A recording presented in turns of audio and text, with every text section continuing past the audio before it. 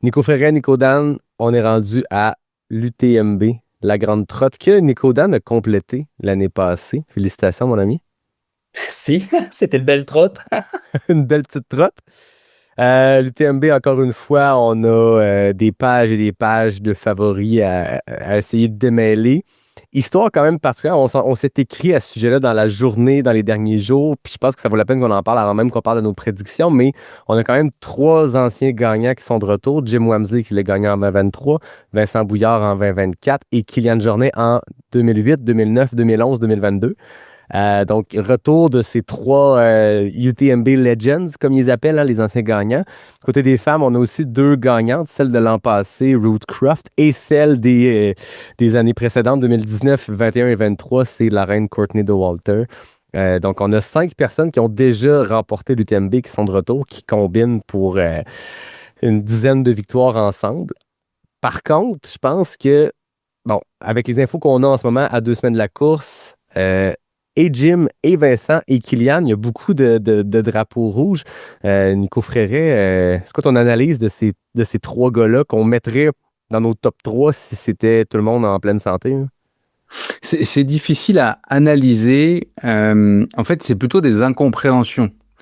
Parce que, bon, Kylian, c'est terrible parce qu'on s'est tous enthousiasmés au possible quand on a vu son agenda de course.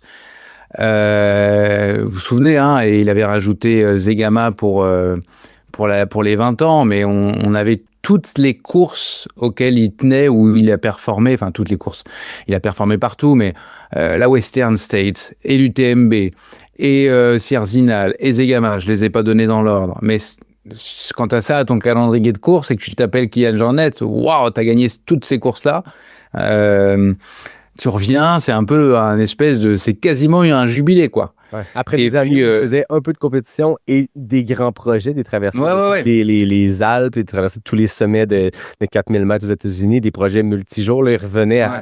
Kylian en compétition. En compète, ouais. Et oui, les années d'avant, quand ils faisaient une compétition, c'était un peu toujours Sierzinal et Zegama, des courses qui sont engageantes et qui vont vite, mais voilà, c'est pas des 100 miles. Et donc là, c'était hyper joyeux. Et au final, enfin, Kylian s'est retrouvé dans une situation à terminer très très très loin à Zegama, après avoir débuté avec de bonnes intentions, puisqu'il était parmi les premiers. Abandon à la Western à cause de sa blessure au genou, DNS non partant sur Sierzinal, et il arrive à l'UTMB. Alors ce qu'il faut savoir, et j'en parlerai aussi, enfin j'ai tendance à avoir cet avis-là pour les deux gars d'Oka, c'est que c'est une année importante pour Normal, son équipementier, et dont il est copropriétaire. Enfin, c'est son projet, avec la sortie de plusieurs des nouveautés qui sont importantes. Et bah, Kylian, dans le processus marketing, il est fondamental. Tout repose même sur son image. Mhm. Et même si c'est pas un grand marketeur dans l'absolu, bah, être à l'UTMB, c'est mettre la lumière sur Normal. Être sur Sierzinal, c'est mettre la lumière sur Normal. Être à la Western, on l'a vu porter un sac. Depuis quand Kylian Jornet porte un sac, mais c'est un nouveau sac, machin, Normal. Donc, il y avait là-dedans, je pense, une vraie opération commerciale, probablement aussi une vraie intention, hein. Je suis pas en train de dire que tout est noir, mais on se dit quand même, le mec est blessé. Ouais. Le mec est blessé, le mec est là, et qu'est-ce qu'il vient faire à l'UTMB, en fait? Ouais. On a envie de voir Kylian Jornet de 2022. On Ouais. n'a pas envie de voir un Kylian... Enfin, il n'y a personne qui a envie de voir un Kylian Jornet sur une patte, en fait. Même Ouais. si sur une patte, il est plus fort que bien du monde. Et puis, bah, même affaire pour Vincent, pas Vincent Bouillard, pardon, pour Jim Wamsley. Jim, c'est dur pour lui. Il commence à cumuler les DNF à cause de son genou. La Western, il avait l'air d'être à fond les ballons et hyper en forme. C'est pareil, ça casse. Enfin, je veux dire, c'était il y a 2 mois. Son genou, il paraît pareil. C'est pas possible. Je suis pas médecin, mais je me dis pourquoi il est là. C'est qui le partenaire principal de l'UTMB? C'est Oka. Donc, je sais pas, Nico, peut-être que toi, t'as une vision, tu travailles pour un équipementier, je sais pas si c'est quelque chose, si t'as l'impression que je dis quelque chose un peu bête, mais en tout cas, je me dis que dans les contrats aujourd'hui, c'est sûr, hein, peut-être pas 100% des contrats, mais les gros joueurs, eh ben, quand ils signent pour un équipementier et qu'ils prennent des chèques de plus en plus gros, ben, il y a un engagement, faut être sur la grand-messe annuelle, faut être à l'UTMB, faut être au départ. Et je pense que par rapport à avant, ben, certains athlètes se sentent obligés peut-être d'aller au départ, même s'ils n'ont pas la certitude qu'ils auront la capacité d'être performants. Sauf que ben, pour nous, c'est un peu plus difficile à analyser, quoi. Tu te dis, waouh, Vincent Bouillard, Jim Wemsley, Kilian Jornet, ils sont là, quoi. Mais ouais, mais s'ils sont tous sur une patte, bah, c'est plus la même chose, quoi. Ouais. Ça fait Pour départager dans ces listes-là, première chose que tu te dis, c'est qui est là parce que c'est l'objectif A, puis tout est aligné pour ça, puis qui est là parce qu'il y a un contrat, puis tu sais, je veux dire, on l'a vu année après année, des gens qui sortent au premier, deuxième ravito, puis c'est comme, j'ai pris le départ, puis raconte même après, on a entendu des gens là, changer d'équipementier, puis dire, ouais, ben, avec mon ancien équipementier, j'étais obligé, fait que je prenais le départ, je faisais 20 kilos, puis je débarquais, puis c'est plate, hein. C'est plate. C'est les engagements, Ouais. en fait, quand tu as des engagements, clairement, on le sait, si l'engagement n'est pas tenu et que même si tu es blessé, et puis, enfin, d'une certaine manière, faut se mettre à la place du partenaire qui met un énorme cash.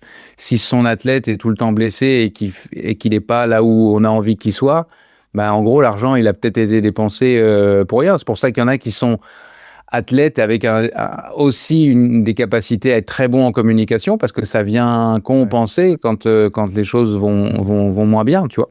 Ouais. Ce qui est pas le cas de tout le monde et ce qui est en tout cas pas le cas de Jim Wemsley. C'est pas le plus fort sur les réseaux sociaux. Vincent Bouillard, je pense pas qu'il soit blessé. J'entends des trucs, on entend parler, machin. Vincent a parlé notamment à ma collègue. Tout avait l'air d'être bien allé. Lui, il avait envie de se faire une bambée montagnarde. Enfin, l'UTMB, c'est aussi son terrain de jeu. Il aime ça. Je pense que je pense que s'il s'aligne, en bref, je vois pas un Vincent, j'allais dire Vincent Champagne, un Vincent Bouillard s'aligner sur l'UTMB juste pour faire plaisir à son partenaire. J'ai du mal à croire ça. Je crois qu'il a vraiment envie, en fait, enfin, je crois, j'ai pas de conviction. Ouais, puis mais la perte dans le sens où s'il n'y a pas de blessure, il peut tenter le doubler, tenter à fond. Oui, si ça de toute façon, il a gagné la Western. Sa saison 2026, c'est déjà la Western, puis ce qu'il y a l'affaire là. Fait que... vous avez regardé un peu les marques? C'est un de mes collègues qui me disait ça tout à l'heure avec qui je jassais. Il n'y a pas beaucoup d'écart, hein. Ouais. Donc t'enlèves Bouillard, t'enlèves Wemsley, il n'y a plus personne. Il reste Rod Farvard, qui n'est pas le principal des favoris. Ouais. Donc ouais, je serais intéressé d'avoir ton avis, Nico, là-dessus. Je suis totalement aligné avec toi. Puis c'est sûr, Nico, que dans les clauses, il y a ça. Puis c'est surtout sur les grosses sorties, comme tu l'as dit, il y a des marques qui sortent des modèles phares. C'est con, mais Oka sort un modèle phare dans 2 semaines, l'UTMB arrive là. Ça a été la même chose pour Adidas l'année dernière. Ouais. Il y a toujours des sorties de choses ou de matériel qui coïncident avec l'UTMB. Puis c'est sûr que dans leur truc, ils ont une clause comme quoi, si pas quelque chose de majeur, ils doivent être là. Puis c'est sûr que ça doit créer des frictions. On a déjà entendu des bruits de couloir dans le passé de gens qui viennent, qui font l'UTMB, mais qui sont blessés, mais qui sont obligés de venir, puis qu'ils abandonnent au milieu de course. Moi, je trouve pas ça très fair, je dirais. Je trouve ça même poche, entre guillemets, parce que ça veut dire que, Mais puis pour tout le monde, en fait. Ouais, tu respectes pas tant l'athlète, puis tu respectes pas les spectateurs non plus qui veulent voir le sport, parce que t'as quelqu'un qui arrive qui a pas envie d'être là non plus, parce que il peut s'abîmer sur le long terme de prendre un départ, même si c'est au premier ou deuxième ravito, ça reste que t'es là. Mais puis on en a vu des athlètes changer d'équipementier dans les dernières années, puis ils dire, je m'en vais vers une plus petite marque qui m'offre pas le contrat à 6 chiffres de l'autre, mais qui me donne plein de liberté. Exact. La liberté de faire le calendrier, il y en a plein qui veulent ça, mais quand ils arrivent, là, faut que tu fasses cette série de courses-là, faut que tu t'ailles faire ça. En bout de ligne, c'est eux qui payent. Donc tu te dis, OK, faut que je le fasse. Ouais. Mais ça, de voir un Jim à Vincent là, Nico, c'est une super belle observation là, de regarder la liste de départ et de voir qu'il y a 3 athlètes hommes au cas, tu te dis, t'enlèves les 2 qui étaient à la Western qui sont blessés un peu ou maganés, entre guillemets, t'en restes un, puis c'est pas le plus marketable du lot parce que c'est Rod Farvard, tu sais. Ouais, c'est ça. Non, exact. Pas beaucoup d'autographes à Chamonix, Rod. Avec tout le respect que j'ai pour l'athlète, c'est pas la tête d'affiche. Mais c'était intéressant comme introduction parce que je pense que ça va nécessairement teinter les prédictions. Tantôt, j'ai introduit en disant les femmes, c'est un peu pareil. Pas tout à fait. C'est simplement que nos deux anciennes gagnantes sont de retour. Ruth Croft, on en parlera dans nos prédictions. Je pense qu'elle est bien affûtée et prête. Courtney, elle fait juste suivre une grosse saison qui a déjà été bien chargée, mais ça ne l'a pas empêché dans le passé. À date, elle a fait Chianti, qu'elle a gagné sur un terrain hyper roulant et rapide. Elle a fini deuxième à Cocodona 250 en étant sous la marque de record de parcours. Là, une immense performance aussi. Puis elle vient de remporter Hard Rock pour la 4e fois. Moi, ma question est plus l'accumulation. Dans le passé, on ne se posait même pas la question avec Courtney. Les 2 dernières années, peut-être, on a eu des preuves que peut-être cette accumulation-là de courses peut finir par nous démontrer qu'elle est humaine après tout. L'année passée, une vidéo qui était devenue virale de Distance Plus, où on la voyait monter la dernière montée. C'était pas la Courtney qu'on était habitué de voir. Elle avait terminé 10e, ce qui est extrêmement plus que respectable. Mais dans son cas, après 3 victoires en 3 tentatives, c'était peut-être une preuve, puis elle l'a raconté, que justement, c'était la preuve que peut-être qu'elle en a trop fait, puis comme de fait, les mois qui ont suivi, elle a complètement changé sa façon de s'entraîner. Elle a fait un build-up marathon, beaucoup moins de volume, parce que peut-être que l'UTMB l'an passé lui a démontré que trop en faire. Bon, on est 12 mois plus tard, puis elle s'aligne sur l'UTMB après la série de courses que je viens de nommer. Bref, ça va être intéressant de suivre ces 5 anciens gagnants-là. Je pense qu'entre maintenant, puis même le début de la course, il va se passer des choses. Puis je serais surpris que les 3 gars dont on a parlé, les 3 soient sur la ligne de départ. Il y a beaucoup de points d'interrogation. Juste qu'en ce moment, leur nom soit là, ça crée un buzz, on voit en ce moment, mais est-ce qu'on va tirer la plug à la dernière minute comme Kylian l'a fait? L'année qu'il y avait le 23, il venait de gagner en 22. En 23, jusqu'à la toute dernière seconde, on pensait qu'il allait prendre le départ. Il avait fait 16 kilos là, pour avoir juste la stone qui lui manquait parce que c'est complètement absurde qu'un quadruple champion doive se qualifier qu'une running stone, mais il avait quand même fallu qu'il aille se chercher ça au Eiger, je pense, Ultra Trail. Ouais. À Nice. Non, Nice, c'est en septembre. Non, c'était à l'Eiger, oui, je crois. 16 kilos, il avait fini 40e juste parce qu'il avait pris une stone. Bref, à suivre pour ça. Assez parlé de cette introduction-là. Nico Dan, lance-nous ta prédiction de l'UTMB. On évoque des top 5 ici, parce que c'est la... Et donc là, on part du bas? Ouais, puis partons de 5e position, puis descends-nous ça. Allons-y juste avec les femmes pour l'instant, les gars. On va changer de façon de faire. Commençons par les femmes, de 5 à 1, Nico Dan. Je veux pas écorcher son nom, mais j'ai mis une surprise quand même en 5. Ah ouais? Pas une surprise pour Nico, peut-être, ou même pour toi, Yann, mais celle qui a gagné le Lavaredo cette année, Nico, tu t'en souviens? Celle qui a gagné le Lavaredo? La népalaise, Sunmaya. Sunmaya Buddha, oui. Deuxième de l'UTMB derrière... deuxième de la CCC derrière Blandine Hirondelle en 2022, 23. Ouais, je me suis dit, quand tu gagnes à Lavaredo, que t'as fait juste cette année, moi je pense que cette fille-là peut vraiment surprendre beaucoup de monde.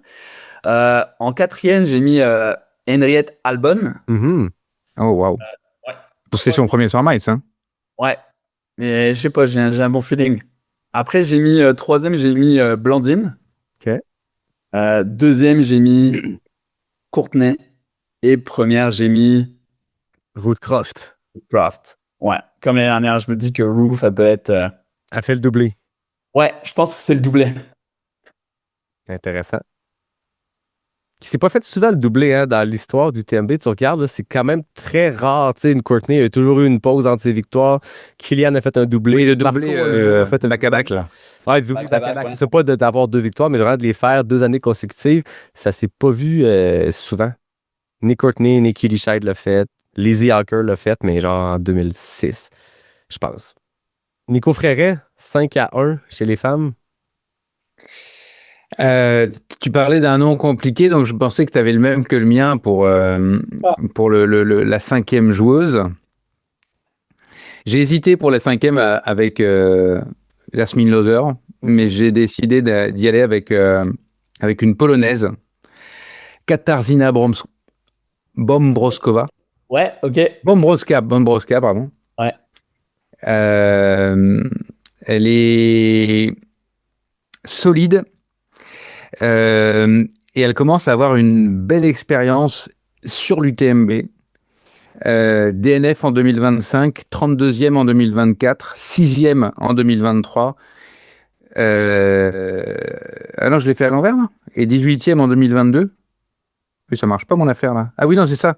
En fait, elle a eu une bonne expérience sur l'UTMB, mais il y a seulement une 6e place en 2023. Elle a gagné le 100 miles du Val d'Aran, qui est rarement une compétition avec des... Elle n'a pas forcément très relevé, mais quand même, je pense qu'elle est en forme. C'est une fille qui a fait des très beaux résultats ces derniers temps.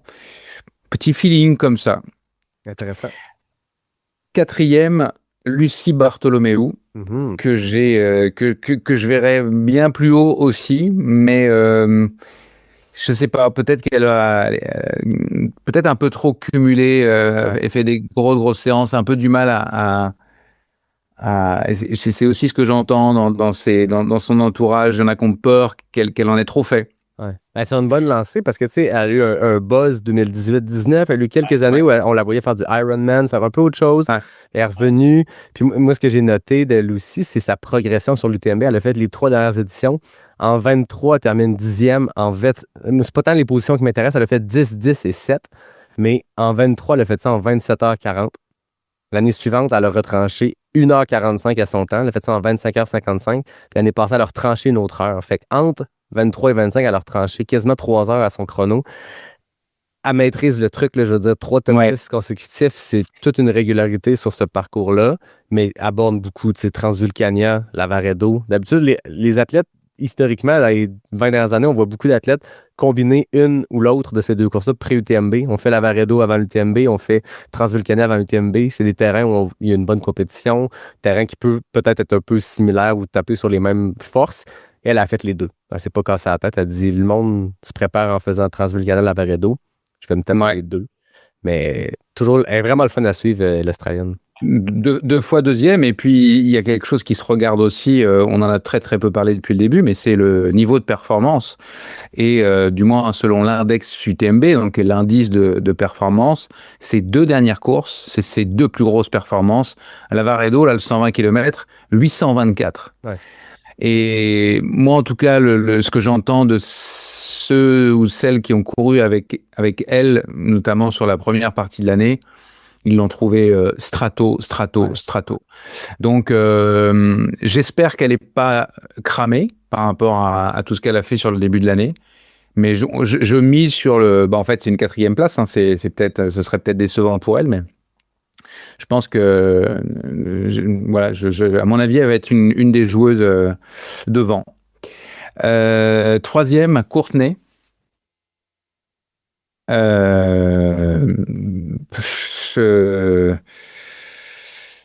Je sais pas, je sais pas.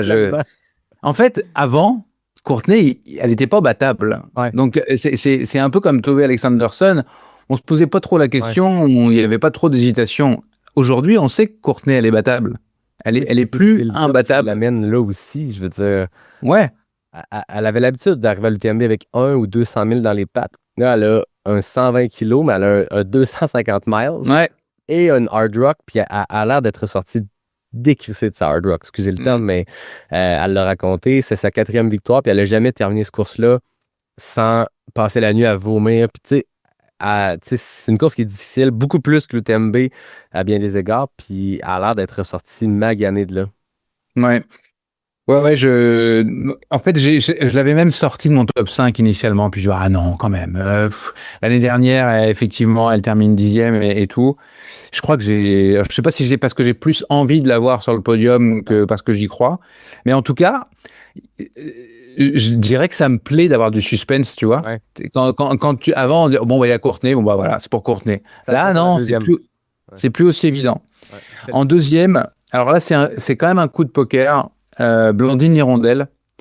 Blandine, c'est pas du tout sûr qu'elle performe cette année, même si on lui pose la question. Je pense même qu'elle se met dans une position où elle s'attend à ne pas être performante parce qu'elle a fait une course, une Transvulcania incroyable. Elle a continué de courir, mais elle a eu des blessures. Plusieurs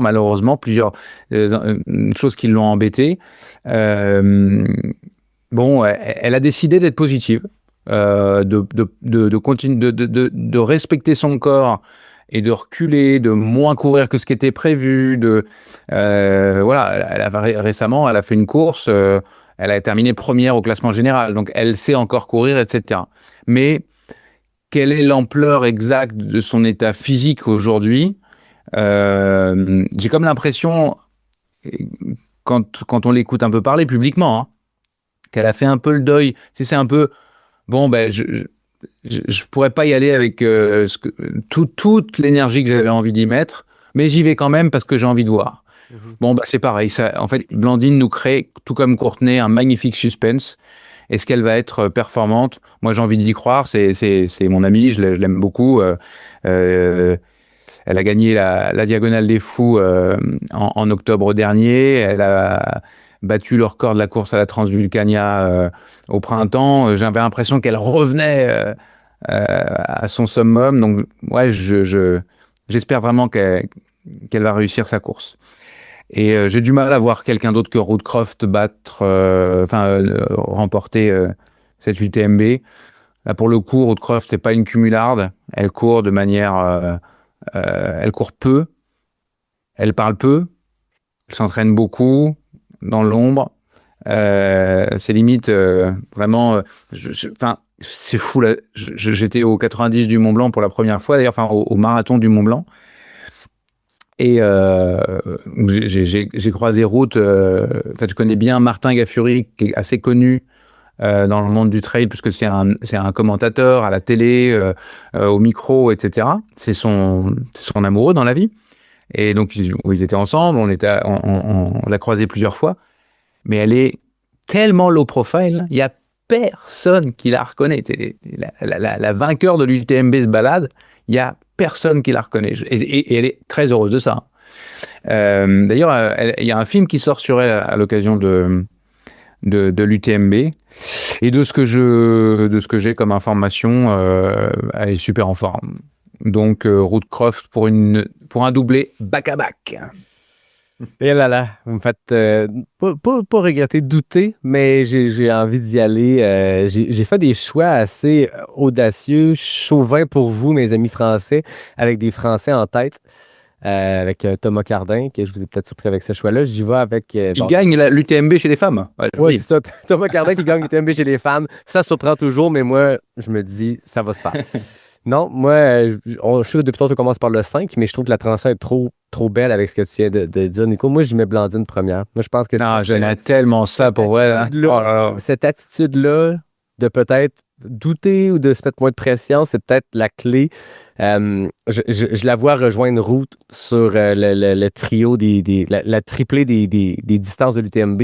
Ruth Croft, l'année passée, était devenue la première femme à gagner BCC, CCC, UTMB. Chez les hommes, il y a Xavier Thévenard, le petit prince de Chamonix, qui l'a fait avec la TDS. Voilà. Et Blandine a remporté OCC, CCC 2 années consécutives. Après ça, elle a fait, j'ai un blanc de mémoire, c'est deuxième qu'elle a fait. Je le cherche pour ne pas dire n'importe quoi. Ouais, c'est ça, elle a une régularité. Elle a fait 5e à l'UTMB en 2024, 3e en 2023. C'est ça que je cherchais. Donc, 2 fois top 5, mais là, j'aimerais bien l'avoir gagné. J'aime beaucoup cet athlète-là. Fait que Blandine 1. Je vais repartir du bas là, pour suivre les règles que moi-même j'impose et que je ne suis pas. J'ai mis Lucie Bartholomew, 5e. Encore là, c'est juste une position de plus que l'année passée, mais je pense que le peloton va tellement être fort cette année qu'elle va encore dropper du temps sur ces années passées. Une que personne n'a mis, moi je la mets 4e. Elle aura la chance d'avoir une Marianne Hogan comme crew. C'est Martina Valmassois. Valmassoy, pardon. Fait que Martina, je la mets 4e. Une fille que je suis depuis longtemps.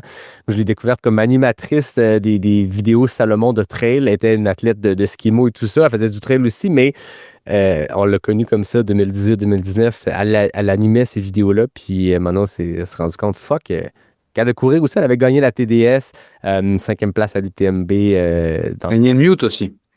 Donc, moi, je la vois très bien faire. 4e cette année. On a tous le même top 3, mais moi, je mets Courtney 3e, Woodcroft 2e, Blandine 1re. Ah, wow. Un coup de dé. Fait que, c'est assez incroyable. Hein. On est vraiment proche, là. Il n'y a pas de... on est même partout. Est-ce que ça va changer du côté des hommes à suivre? Regarde, pendant que j'ai le bâton de la parole, je vais démarrer avec ce Cet UTMB-là, je pense de toutes les prédictions, de tous les podiums qu'on a nommés, c'est celui que je suis le moins sûr, puis en même temps, je trouve ça excitant parce que c'est un bon 5 noms que je n'ai jamais mis, je crois, dans mon histoire. Oh là là. Dans l'UTMB, dans nos prédictions depuis 5 ans qu'on fait ça. Le premier, je pense que son année, c'est Ben Dimon. Deuxième Américain à remporter. Vainqueur? Ouais. Ok. Je repars avec la mauvaise ordre, mais je m'en fous. Je vais du premier au cinquième. Ben Dimon remporte l'UTMB, devient le deuxième Américain à le faire. J'adore ce gars-là. Deuxième du 90 du Mont-Blanc en 2026. Cinquième sur la Transvulcania. L'année passée, deuxième en 19h51 sur l'UTMB. Un sub 20 heures non gagnant. Ça s'est pas vu souvent sur l'UTMB. Et l'année passée, je le trouvais... Tu sais, Tom Evans, il passait dans les ravitaux, puis j'avais la chance d'être là l'année passée. Je l'ai vécu comme jamais, ce UTMB-là, comme toi, tu le vis, Nico Fréret, chaque année. Mais Tom Evans, c'est impossible à lire. Ben Dimon était... Il prenait des bains de foule. J'ai adoré voir ce gars-là aller. Fait que Ben Dimon, premier. Ensuite, je mets Baptiste Chassagne, deuxième. Pour la deuxième fois. Pour la deuxième fois. Premier à la Diagonale des Fous l'année passée. Deuxième UTMB en 2024. Il a terminé 11e au Worlds, au Championnat du Monde. Il y a une grosse historique avec l'UTMB. Il a terminé l'UTMB 2 fois, la CCC, 2 fois top 10, OCC. Il y a de l'expérience là avec ce qu'il a fait à la Diag. Je sais que c'est pas nécessairement des courses qui ont des forces similaires, mais j'aime vraiment beaucoup ce gars-là. Puis j'ai envie de le voir faire un coup de circuit à l'UTMB. Puis pour moi, une deuxième place, c'est un bon coup de circuit. Je disais parce que j'ai jamais mis ces gars-là dans des top 5. Je pense que j'ai déjà mis mon troisième quelque part là-dedans. C'est le conjoint de la quatrième femme de Nico, Dan. Moi, j'y vais avec Jonathan Albon qui va compléter ce qu'on a vu Rootcroft faire l'année passée, ce que je souhaite voir Blandine faire. Jonathan Albon a gagné OCC, a gagné CCC. Et là, je le vois un jour gagner l'UTMB, aucun doute là-dessus. En même temps, c'est un gars qui commence à avoir de l'âge, puis l'UTMB, c'est un parcours qui est très rapide.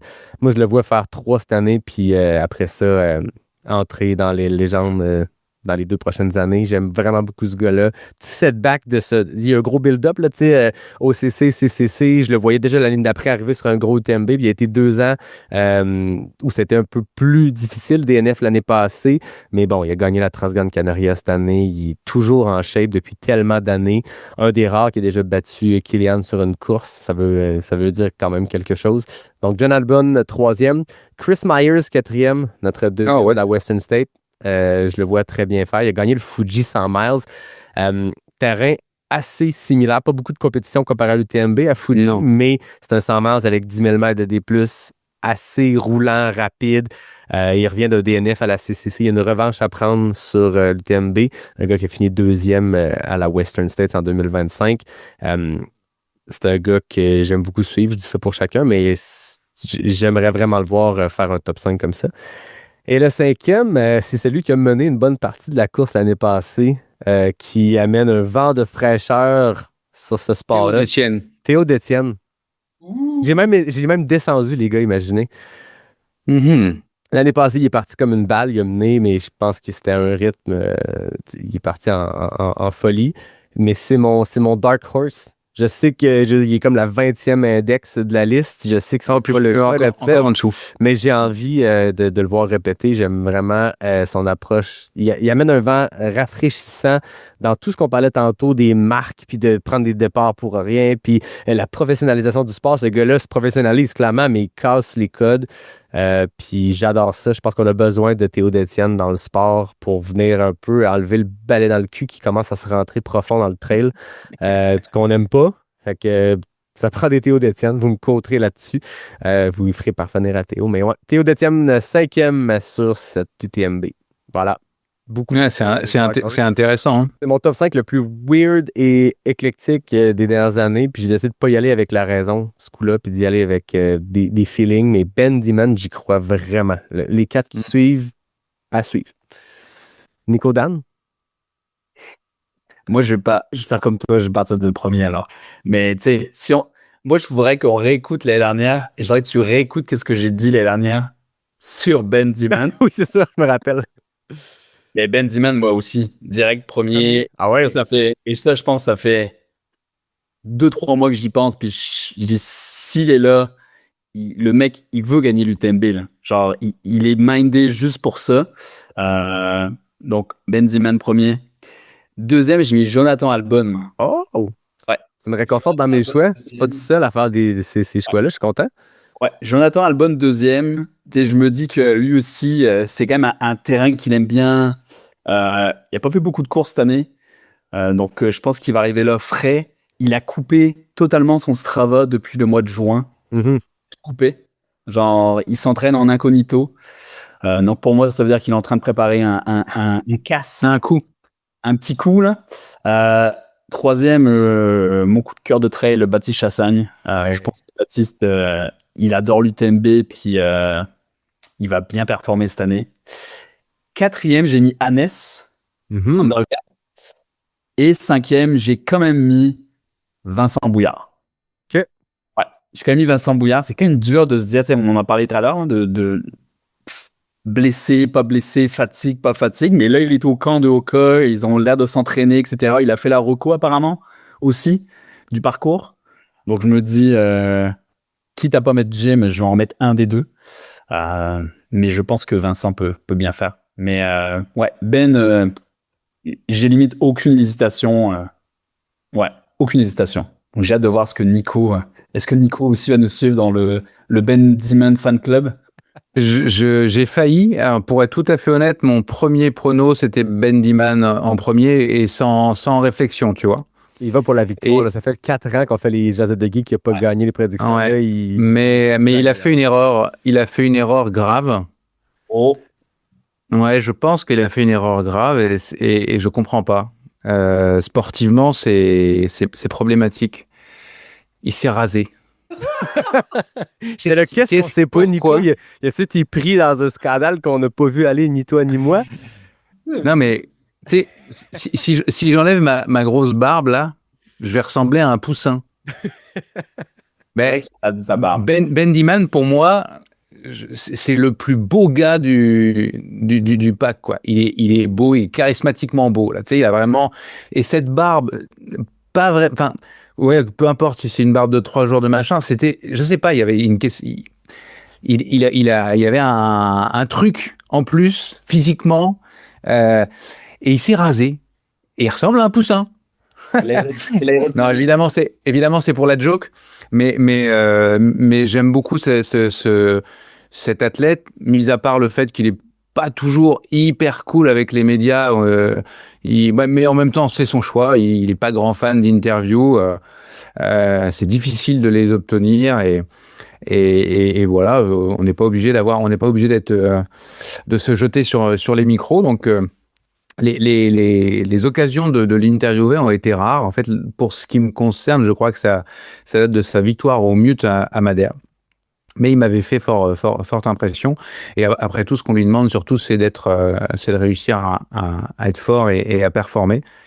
Donc non, c'est pas parce qu'il s'est rasé que je l'ai déclassé. Je lui souhaite la victoire. Mais je m'attendais à ce qu'il soit plus cinglant au 90 du Mont Blanc, par exemple. En fait, je sais pas, j'ai un petit doute. Même s'il est ultra focus et que je pense qu'il gagnera l'UTMB, si c'est pas cette année, c'est une autre année. Moi, je commence par le dernier. Je commence par un gars qui veut gagner l'UTMB, c'est son rêve. Et il est pas attendu. Il a gagné le Mute et le Snowdonia. Il a été champion du monde de canoë-kayak. Il s'appelle Paul Cornu-Chauvin. C'est un athlète du team ASICS, un gars super. Et je pense que sa détermination pourrait le mener loin. C'est un athlète de haut niveau depuis qu'il est gamin.